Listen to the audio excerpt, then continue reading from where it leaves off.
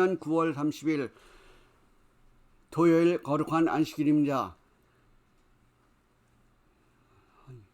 얼마 전에 유엔 총회를 통하여 우리 한국의 대통령 윤석열 대통령께서 이 세계를 향해서 연설하는 장면을 볼 때 한국의 위상이 높여진 것 같아서 미국에 사는 우리 교포로서 아주 프라우드하게 느껴졌습니다.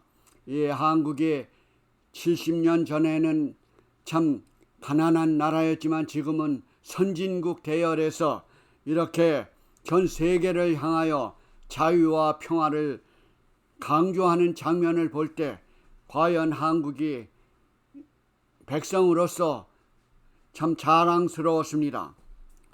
그렇지만 한국 현실 정치에 있어서는 좀 안타까운 점들이 있습니다. 많은 사람들이 한 사람의 대표자의 영장 구속에 있어서 그 장면을 구속이 영장 심사가 합격이 되느냐 안 되느냐에 따라서 참 그렇게 시비를 가리고 또한 화도 나고 또한 잠도 못 이루는 많은 분들이 억울함에 차여 있는 것을 볼 때 참 안타까운 심정이 그지없습니다. 그러나 이것은 시작에 불과합니다. 이것이 죄가 없다는 표시가 아니고 아직도 재판을 받아본 결과가 아직도 남아있기 때문에 우리는 참된 것을 가리고 또한 이 평화로운 마음을 온 국민들이 갖게 되기를 바라는 희망을 갖고 있습니다. 추석을 또 맞이하여 온 국민들이 또한 여행도 하고 한국에서는 여러 가지 음식도 같이 먹고 참 선진국답게 우리 국민들도 이 세계에서 지도자급의 그 백성들이 되는 그런 장면을 더 나타내지기를 바랍니다.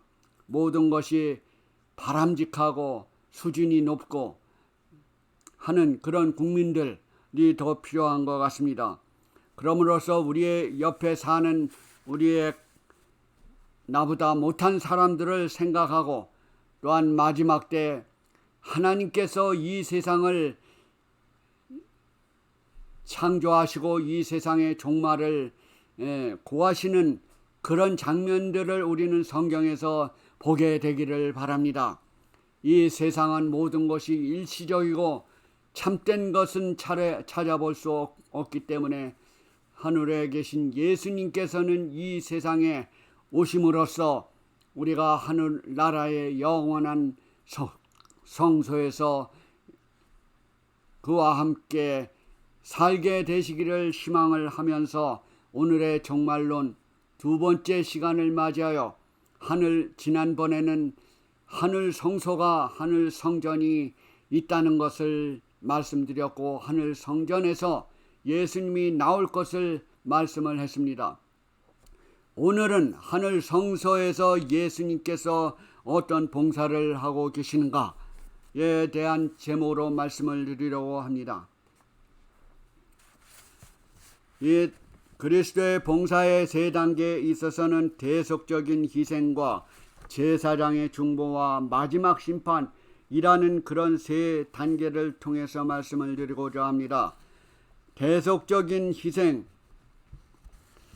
사실은 이 지상 성소에 지난번에도 구약의 지상 성소에 대해서 말했지만은 지상 성소는 표상과 의식을 통하여 이스라엘의 믿음의 주 되시는 구세주, 세상의 구세주, 곧 세상 죄를 지고 가는 하나님의 어린 양의 희생과 그의 제사장 봉사에 초점을 맞추고자 의도하셨던 것입니다.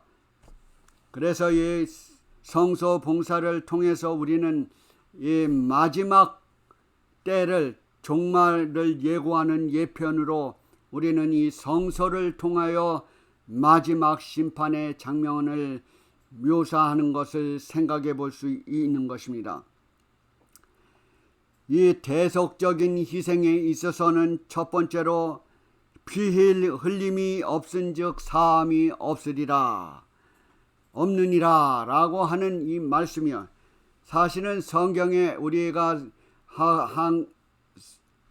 초등학교나 중학대학을 통해서 산수 수학을 공부할 때 공식이 꼭 있습니다.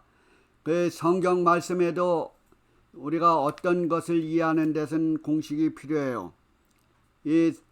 그 중에 하나가 피 흘림이 없은즉 사함이 없다라고 하는 것은 이것은 누군가 나를 위하여 희생하는 사람이 있을 때 내가 용서를 받고 살 수 있다는 그런 의미이죠. 바로 그것은 예수님이 죄의 용서를 위하여 우리를 위하여 죽음을 표상을 했습니다. 죄에 대한 하나님의 심판은 선하고 순결하고 진실에 대한 뿌리 깊은 반역 때문에 소홀히 할 수 없고 등한히 할 수 없는 것입니다. 그래서 죄의 싹은 사망이요 하나님의 은사는 그리스도 예수 우리 주 안에 있는 영생이니라. 죄의 싹은 바로 하나님께서 어린 양이 죽음으로써 구약시대에 어린 양이 죽음으로써 인간이 용서를 받는다는 표상적인 의미였지만은 그러기 때문에 죄의 싹은 사망이다라고 하는 공식이죠. 그러므로 피 흘림이 없은즉 사함이 없으리라라고 하는 것도 공식과 같습니다. 이 사망에서 구원할 사람은 바로 하나님의 은혜, 그리스도 예수 우리 주 안에 있는 영생이니라. 하나님의 그 은혜로 우리는 영생을 얻게 된다는 것입니다. 이것은 예언도 그렇게 말을 했고 또한 예언 성취도 이루어진 내용이죠. 예수님이 죽음으로써 우리가 영생을 얻게 된다는 말입니다. 바로 이거는 사도 바울의 간증과 같은 것이죠. 또한 고린도전서의 15장 3절에 보면은 성경대로 그리스도께서 우리 죄를 위하여 죽으시고, 성경에서 시작과 성취와 또한 미래를 위하여 우리를 위하여 죽으시고 우리가 살 수 있는 통로를 열어주신 것입니다. 이에 사실은 성경에도 여러 말씀이 있습니다. 예수를 하나님이 그의 피로 인하여 화목제물로 세우셨다. 이런 내용들을 볼 때 구약에서 이미 어린 양을 표상적으로 해서 피 흘리는 장면을 보았죠. 그러나 예수님이 십자가로 인하여 실물이 돌아가셨기 때문에 이것은 하나의 성취의 역사가 된 것입니다. 그를 보충하는 성경 말씀들이 많이 있죠.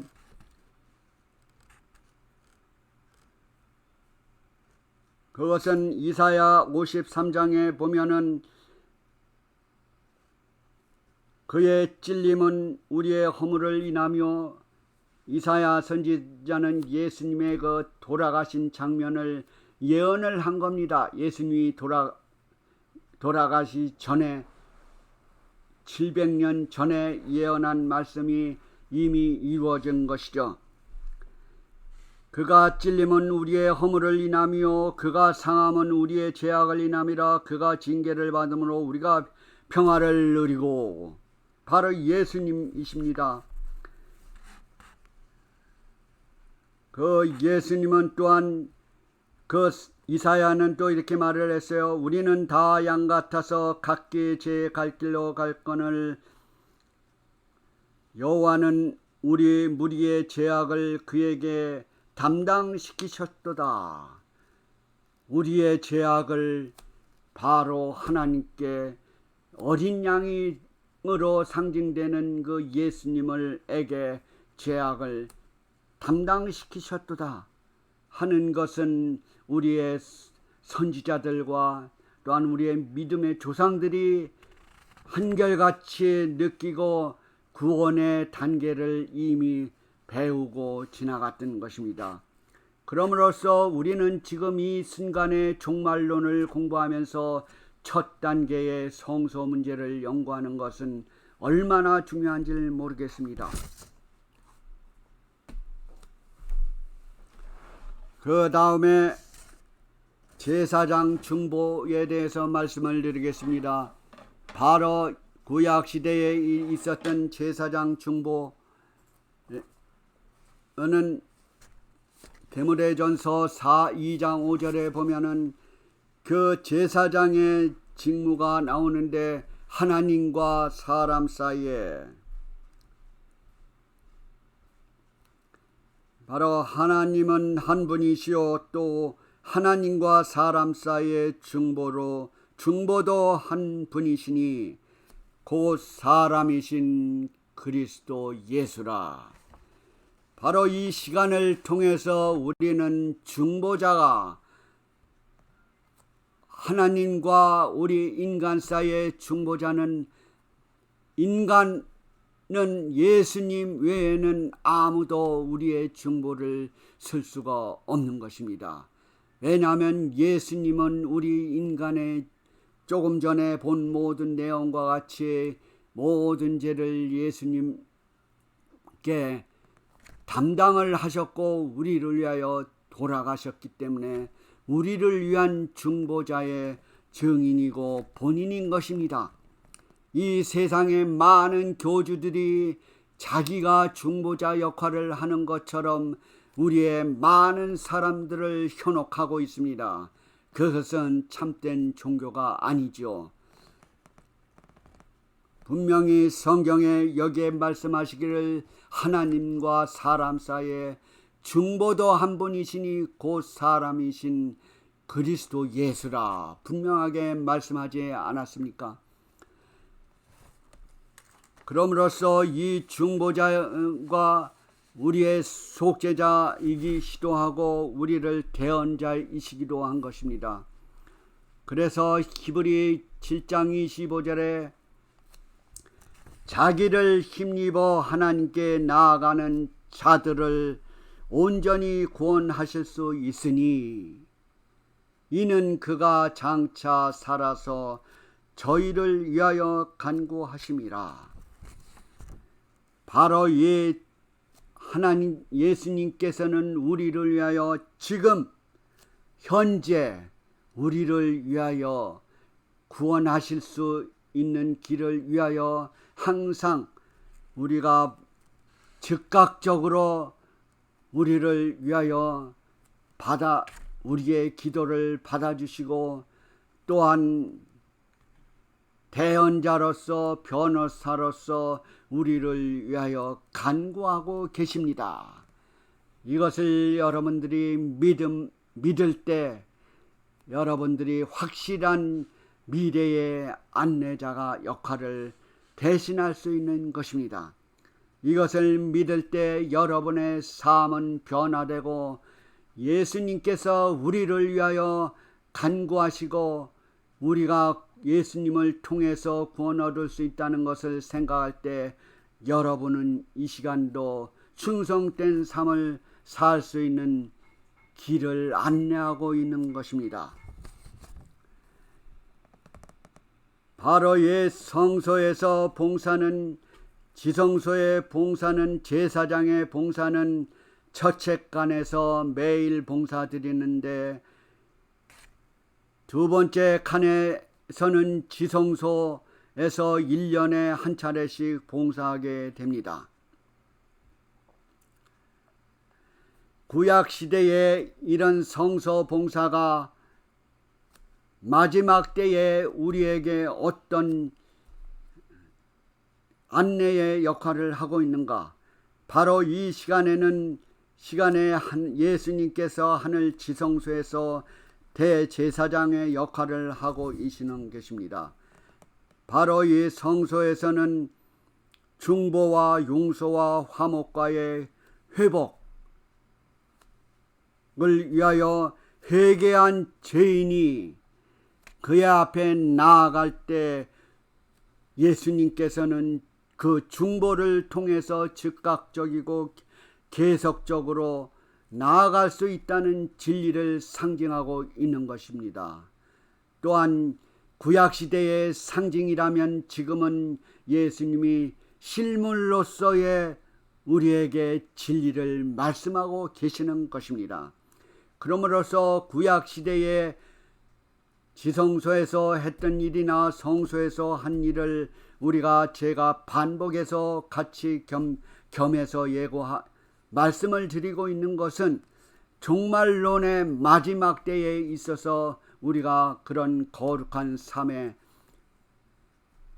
예수님을 품성을 닮을 때 우리는 마지막 때를 평안한 주님의 평안 가운데 거할 수 있음을, 또한 죽음이 무섭지 않음을 여러분들에게 말씀을 드리고자 하는 것입니다. 바로 이 희생 제물이 바로 인간 죄인을 대신했지요. 그러나 지금은 희생 제물이 바로 예수님께서 실물로 오셔서 한 번에 드리신 바 되었기 때문에 우리는 예수님의 은혜로서 그에게 나아갈 때 구원을 얻을 수 있는 것입니다.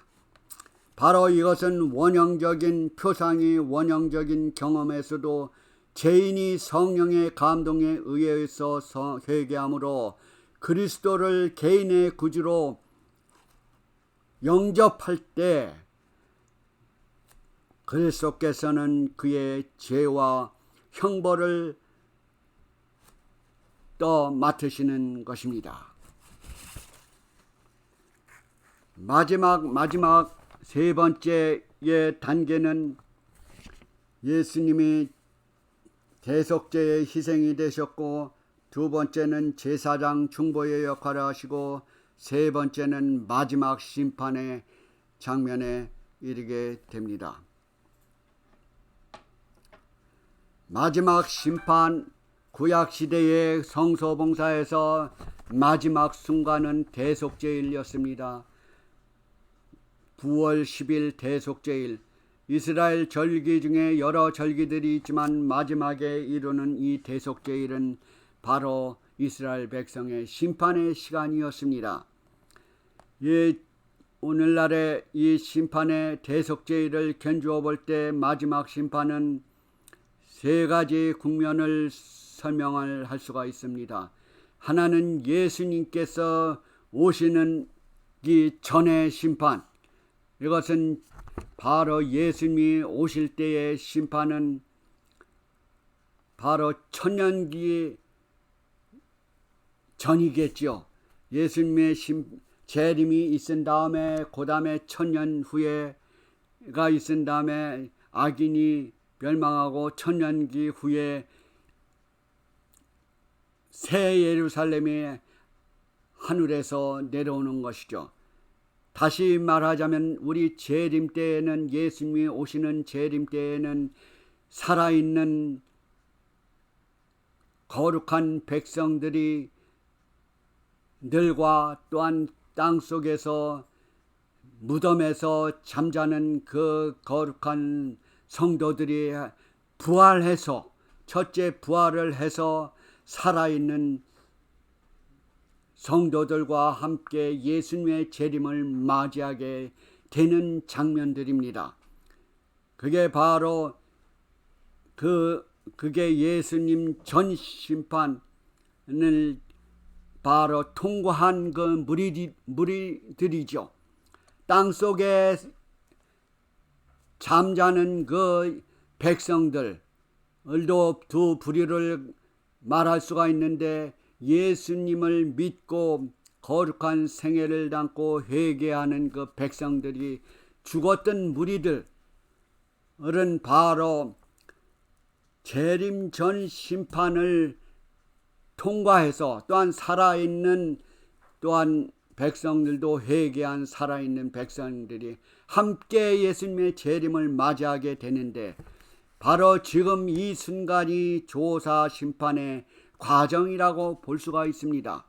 우리가 예수님 오시기 전까지는 우리 죽은 사람들은 이미 조사 심판의 대상에서 진행되고 있는지 또한 이미 이루어졌는지 모르지만은 또한 우리 산 사람은 예수님의 재림 전까지 그 심판, 조사, 심판의 길을 통과할 수 있을 거룩한 백성일는지 바로 그것은 재림 전 심판으로 볼 수가 있는 것입니다. 우리가 여기에 나오는 재림 전 심판 조사하는 과정이죠. 그것은 바로 하늘에도 책이 펼쳐져 있다고 하는 것은 그 기록을 통해서 심판을 받으리라고 되어 있지 않습니까? 바로 계시록에 보면은 마지막 계시록은 마지막 때의 계시록은 예언서 중에 하나이죠. 구약의 다니엘서가 예언서의 구약의 것이라면 다니엘서가 구약의 것이라면 계시록은 신약의 예언서이기도 합니다. 여기에 일단 성경절을 보면은 크고 흰 보좌와 그 위에 앉으신 자를 보니 땅과 하늘 앞에서 피하여 간데 없더라. 또 내가 보니 죽은 자들이 물은 대수하고 보좌 앞에 섰는데 책들이 펴 있고 또 다른 책이 펴졌으니 생명책이라. 죽은 자들이 자기 행위를 따라 책들이 기록된 대로 심판을 받으리니 자기 행위대로 심판을 받고. 이것은 바로 예수님 재림하시기 전의 일입니다. 그러니까 조사 심판하면은 우리가 재판하면은 우리 세상에서도 재판하면은 좀 불안을 가지고 있고 또한 두려운 마음도 있죠. 재판에서. 그러나 우리 성도들이 또한 우리 인류가 받는 그 조사의 재판은 우리가 그에 소환되지 않는 것입니다. 우리가 출두할 수 없는 것입니다. 우리가 하나님 앞에 우리가 낯을 볼 수 없어요. 우리 죄인들은. 그러나 보이지 않게 지금도 조사의 과정은 이루어지는 것입니다. 조사 심판이라 하고 재판이라고 하니까 좀 두려운 마음을 갖게 될지 모르지만은 우리는 거기에서 우리 육신이 출두하는 것이 아니기 때문에 우리는 그에게 회개하는 마음으로 겸손한 생애와 우리가 거룩한 예수님의 품성을 닮아가는 과정에 있어서 그렇게 무서운 재판은 아닌 것입니다. 우리는 어떤 때는 하나님의 재판관이라면 얼마나 행복합니까? 이 세상의 재판관은 우리를 겁을 주고 우리가 불안한 마음을 갖게 되지만은 우리를 속죄하시고 우리를 위하여 돌아가신 그 분이 우리의 재판관이라면 얼마나 행복한 일입니까? 우리가 조사 심판에 임하는 일로 인하여 우리가 출두하는 것도 아니고 우리의 삶 속에서 이루어지는 것인데 이것을 하나의 알러지로 생각하고 부담을 갖고 있어서 하나님도 이렇게 우리를 조사를 심판을 하나 해서 부정적인 의미로 받아들여서 이것을 가지고 종교에서 이탈하는 무리들이 종종 있는 것을 볼 때 안타까움이 그지없습니다. 우리는 이 심판에 이 재판에 우리는 참가하지 않습니다. 하나님께서는 우리가 이곳에 서지 않아도 이미 우리의 행위를 알고 계시고 생명책에 기록되어 있는 성도들에게는 또한 그렇지 못한 사람들에게는 회개할 기회를 주고 있는 것입니다. 그래서 심판의 3단계를 보면은 우선은 조사하는 심판, 지금 바로 예수님 전까지의 심판들을 얘기하고 있겠죠. 그래서 이 조사하는 심판, 이스라엘 백성들이 대속죄를 기다리고 있는 그 순간과 같습니다. 대제사장은 그 대속죄일의 지성소와 회막과 단을 위하여 속죄하였습니다. 번제단과 그 성소를 대제사장은 1년에 한 번씩 속죄함으로써 거룩하게 했습니다. 그래서 두 염소를 준비하였는데 하나는 여호와께 드릴 그리스도를 상징하는 염소와 이것은 바로 십계명에 들어있는 법궤 뚜껑에 속죄하는 것입니다. 지성소에. 또 번제단과 성소와 지성소를 또 속죄하는 이것입니다. 그래서 또 하나의 염소는 아사셀이라고 하는 염소인데 이 뜻은 바로 영어로는 scapegoat, 쫓겨난 염소 이런 뜻입니다. 또한 보내진 염소, 또한 이것은 아사셀을 위한 것은 바로 이 사단을 상징하기도 하는 것이죠. 조금 전에 말했던 여호와께 드리기 위한 첫 번째 염소는 그리스도를 상징하는 것입니다. 이 두 번째 아사셀을 위한 염소는 바로 사단을 상징하는 것이기 때문에 이것은 모든 백성들의 죄를 거기에 옮겨서 하나님의 백성의 진영에서 광야로 떠나 보내게 하는 것입니다. 그래서 이 아사셀을 위한 이 염소는 바로 피 흘림이 없이 광야로 가는 것입니다. 그러므로서 피 흘림이 없진즉 사함도 없느니라 라고 하는 성경 말씀이 여기에 적중을 하게 됩니다. 바로 피 흘림이 없는 것은 사함을 받지 못하는 것이죠. 그래서 성소에서 속죄의 것들은 모두 피 흘림을 받은 그런 염소나 양이나 모든 동물이 되는 것입니다. 그래서 이 아사셀은 사단을 추방하는 그런 것을 묘사하고 있는 것입니다.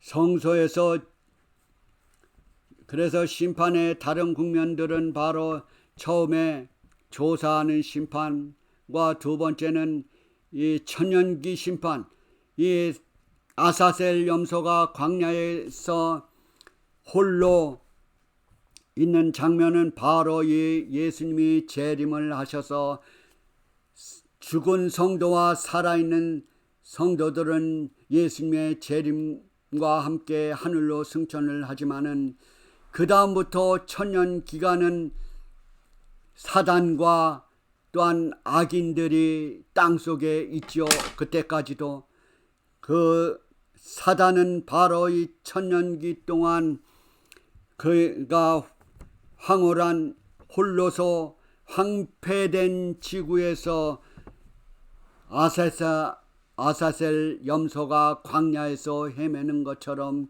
사단도 아사셀 염소와 같이 황폐된 지구에서 홀로 있게 되는 것이 바로 두 번째 심판, 천년기 심판이라고 말할 수가 있습니다.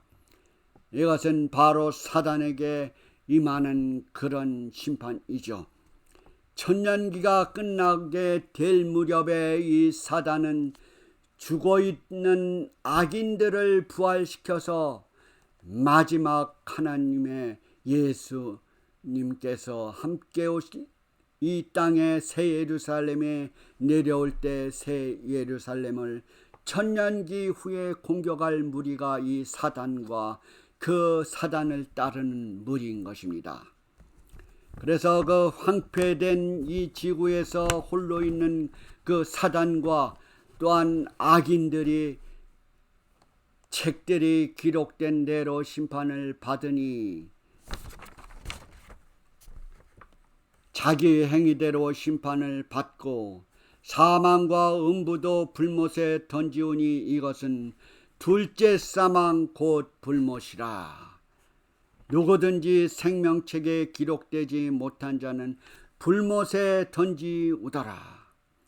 바로 둘째 사망은 바로 천년기 이후에 사단과 악인들이 부활해서 다시 사망의 불꽃으로 가는 것입니다.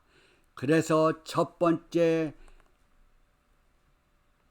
사망과 첫 번째 부활은 의인들이 당하는 예수 재림 때 첫 번째 의인들은 부활을 하지만은 악인들은 두 번째 사망이 있기 전에 천년기 기간이 끝난 후에 두 번째 부활이 있은 다음에 사단이 천년기 동안 사단이 지난 후에 이 악인들과 함께 새 예루살렘을 공격하다가 둘째 사망 불못의 끝을 맺게 되는 것이 이 세 번째 단계인 천년기 이후의 그 심판인 것입니다.